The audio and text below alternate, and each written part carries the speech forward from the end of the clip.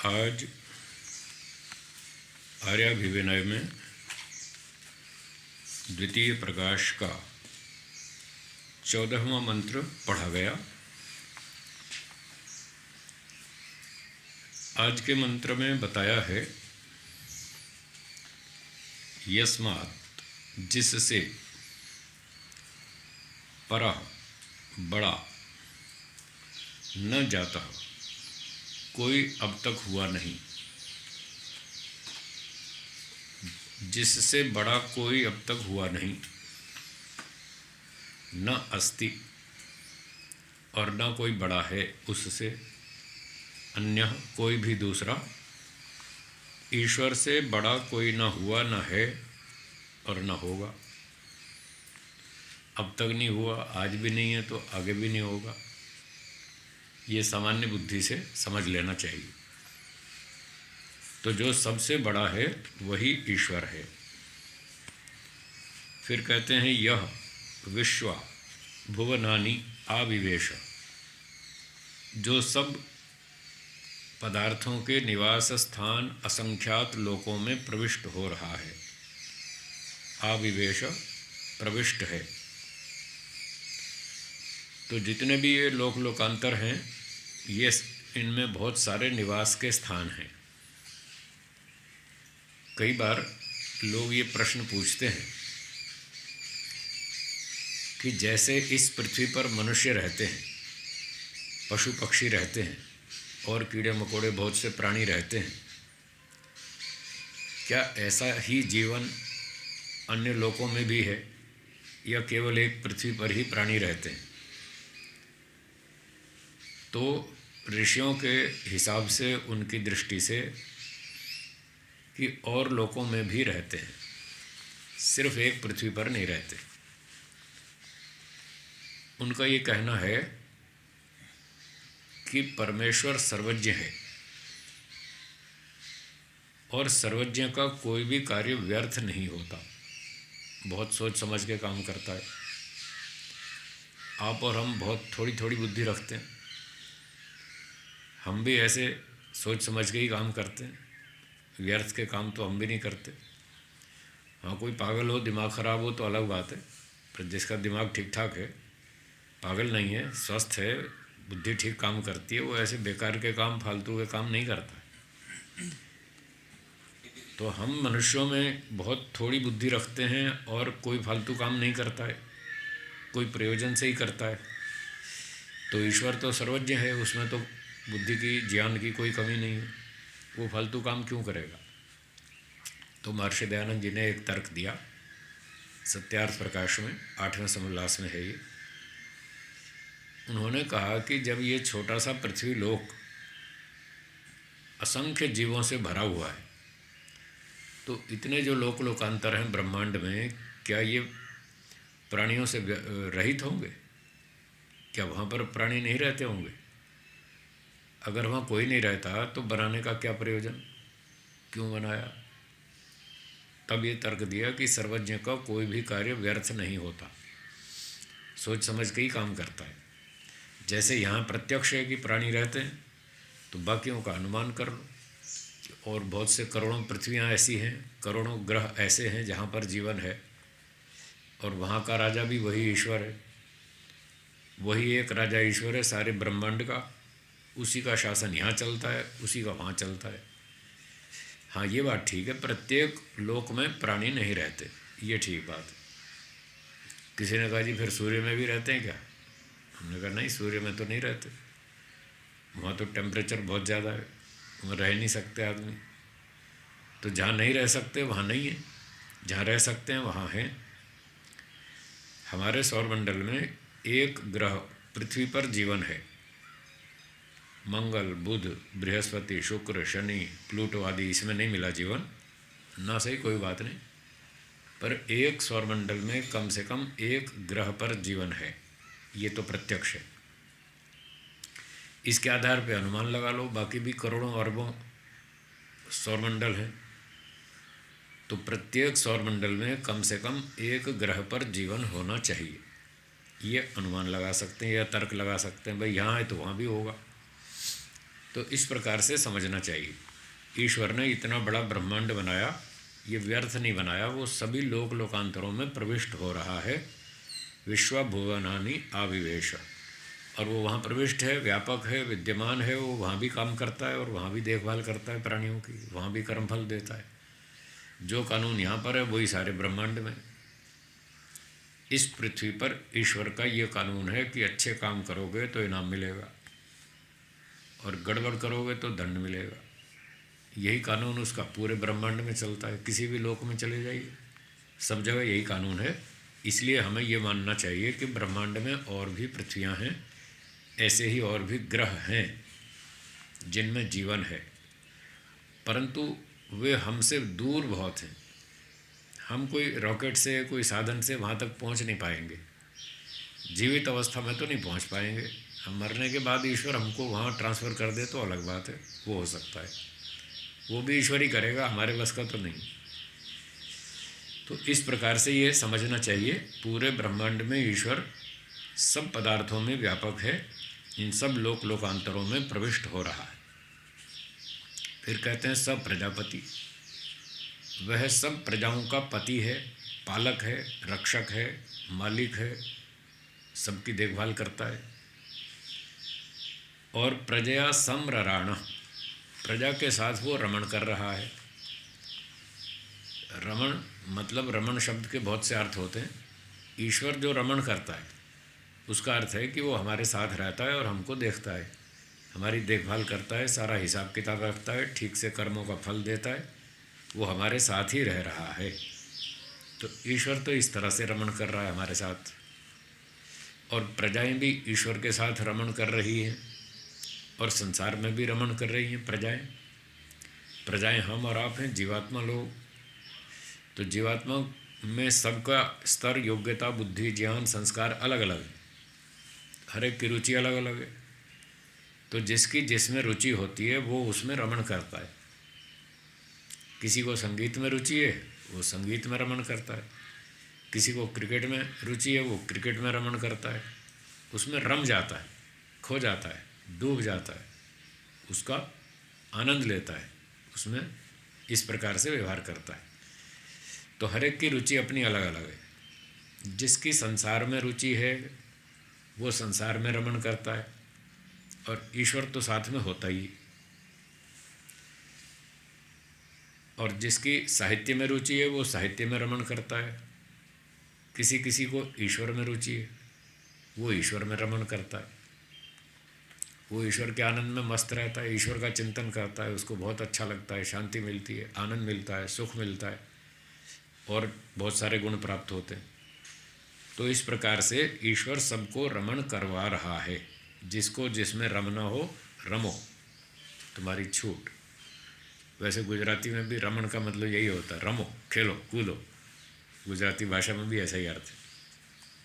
तो इस प्रकार से हम परमात्मा के साथ रहते हैं, परमात्मा हमारे साथ रहता है, और अपने अपने रुचिकर विषय में हम रमे रहते हैं, उसमें डूबे रहते हैं। फिर कहते हैं त्रीणी ज्योतिषी सचते, ईश्वर ने 3 ज्योतियों की रचना की है। 3 ज्योतियाँ महर्षि जी ने लिखा, अग्नि, वायु और सूर्य, ये ईश्वर ने रचे हैं 3 पदार्थ विशेष। यूँ तो और भी रचे, बहुत सारे, सारा जगत तो ईश्वर ने ही बनाया है। तो लोग क्योंकि शास्त्र की परंपरा को नहीं जानते, भाषा विज्ञान को नहीं समझते, और ऐसे ही खामखा कूदम कूद करते हैं, खामखा आरोप लगाते रहते हैं, और बिना बात को समझे यूँ ही खंडन शुरू कर देते हैं। अब जो व्यक्ति इसको पढ़ता है कि त्रीणी ज्योतिषी सचते, उसने 3 ज्योतियाँ बनाई, तो वो तुरंत खंडन करेगा कि 3 ही बनाई और नहीं बनाई। तो ये खंडन अनुचित है, गलत है। उसको ना तो शास्त्र का पता, ना भाषा परंपरा का पता,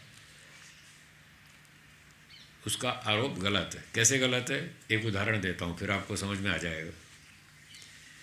एक व्यक्ति ने कहा कि रोटी खाने से भूख मिटती है। क्या उसने गलत कहा? नहीं कहा ना, ठीक कहा ना, रोटी खाने से भूख मिटती है। अब बात को समझे बिना खामखा अपनी अकल ऊंची दिखाने के लिए दूसरा आदमी उसको आक्रमण करता है। वो कहता है चावल खाने से भी तो मिटती है।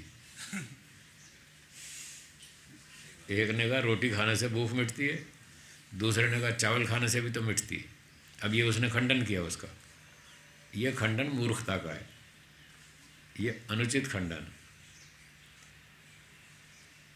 क्या रोटी खाने से भूख नहीं मिटती है? फिर खंडन किस बात का कर रहे हो? पागलों जैसी बात।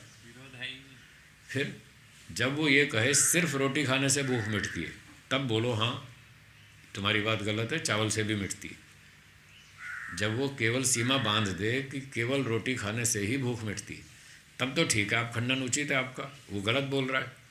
चावल से भी मिटती है, फल खाने से मिटती है, मिठाई खाने से मिटती है, 20 चीज़ें खाने की जिससे भूख मिटती है।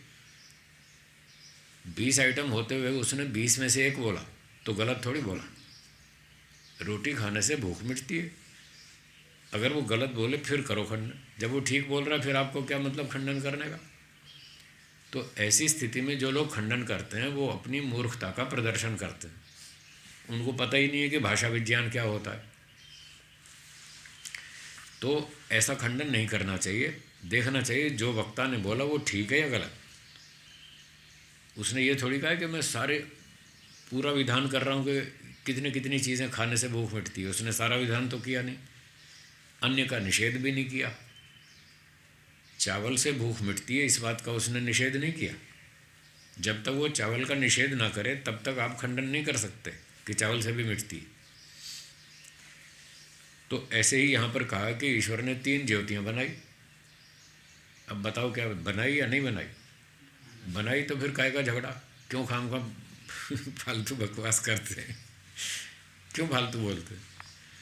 तो ये लोग ऐसी अपनी अकल दिखाने के लिए दूसरे का खंडन करते रहते हैं। तो ईश्वर ने 3 ज्योतियाँ बनाई, इसमें क्या दोष है? ठीक है, 3 बनाई, 4 भी बनाई, 50 भी बनाई। उसने 50 का निषेध कब किया? वक्ता ने निषेध नहीं किया कि सिर्फ 3 ही बनाई। अगर ऐसा कहता सिर्फ 3 ही बनाई तो आप खंडन करते, साहब 3 से तो ज़्यादा बनाई है, 3 तो आप गलत कह रहे। तो इस नियम को याद रखें, जब कोई व्यक्ति कुछ बोलता है तो उसका अभिप्राय समझें, वो सही बोल रहा है या गलत। अगर सही बोल रहा है तो चुपचाप सुनो और स्वीकार करो। तो वक्ता अपने हिसाब से, अपने प्रसंग के हिसाब से कहीं वो 3 बोल देगा, कहीं 7 बोल देगा, कहीं 21 बोल देगा। 3 समिधा कृता, जो यजुर्वेद का मंत्र आप पढ़ते हैं उसमें 3 लिखा है, 7 या 21 चीज़ें बनाई। अब यहाँ 3 बनाई, वहाँ कह रहे हैं 21 बनाई, कहीं कहेंगे 24 बनाई, कहीं कहेंगे 5 बनाई।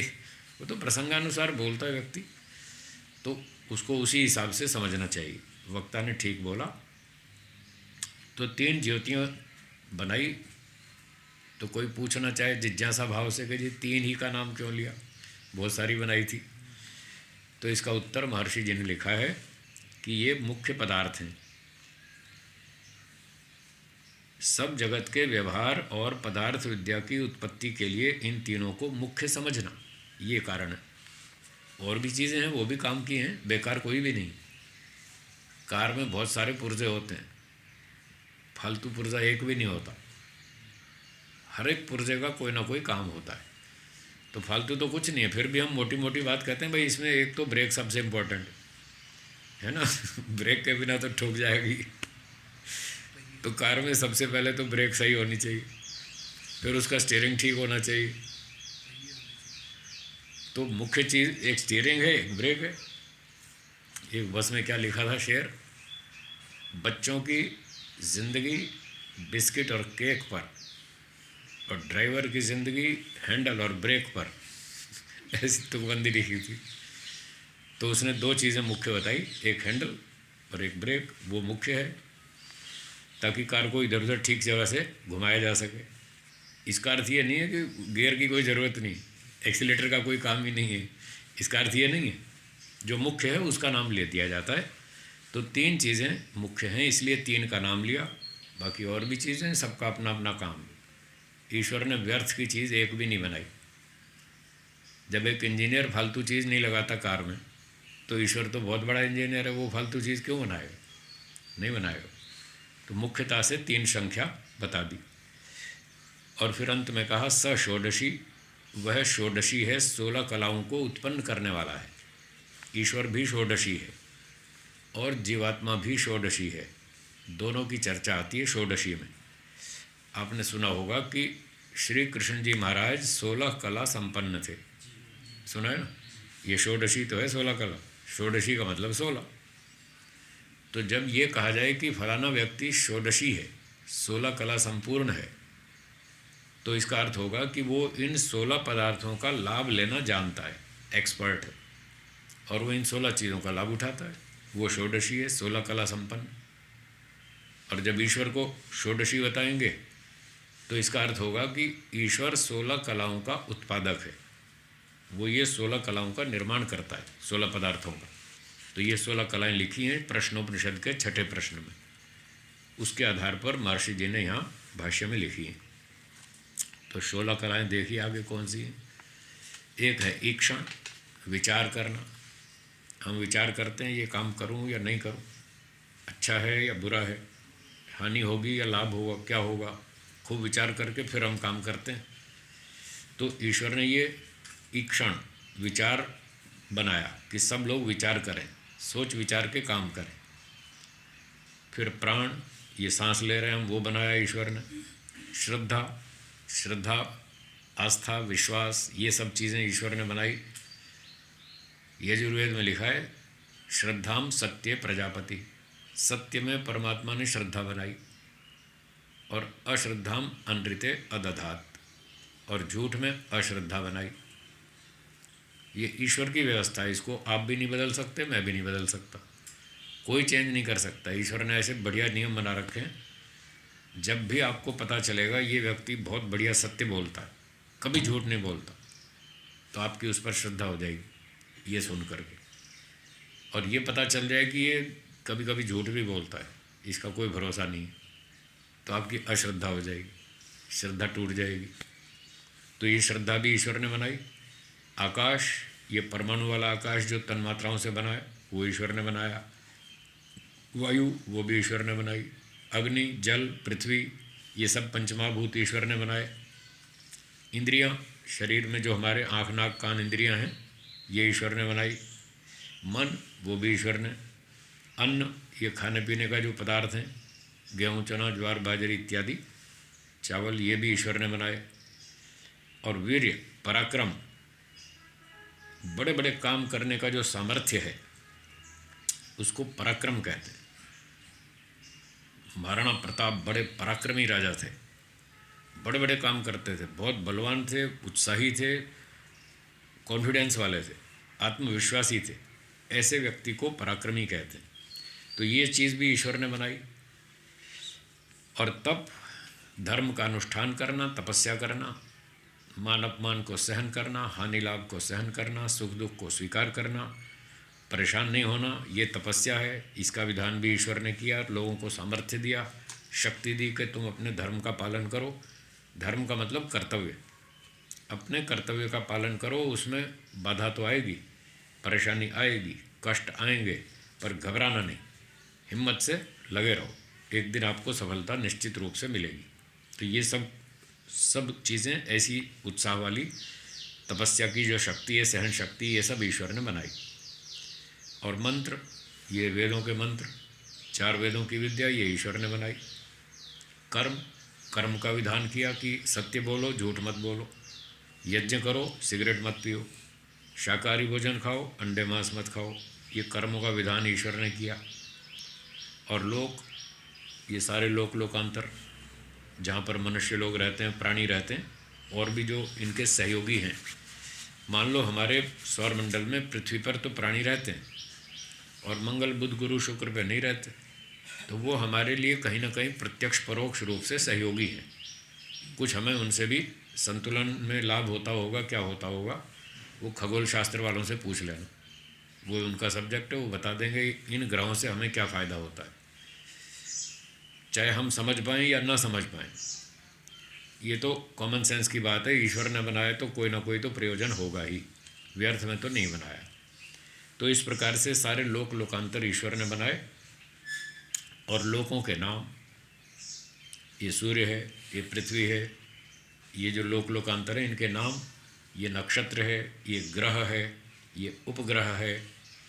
ऐसे लोकों में 3 लोक माने जाते हैं, 3 तरह के लोक माने जाते हैं।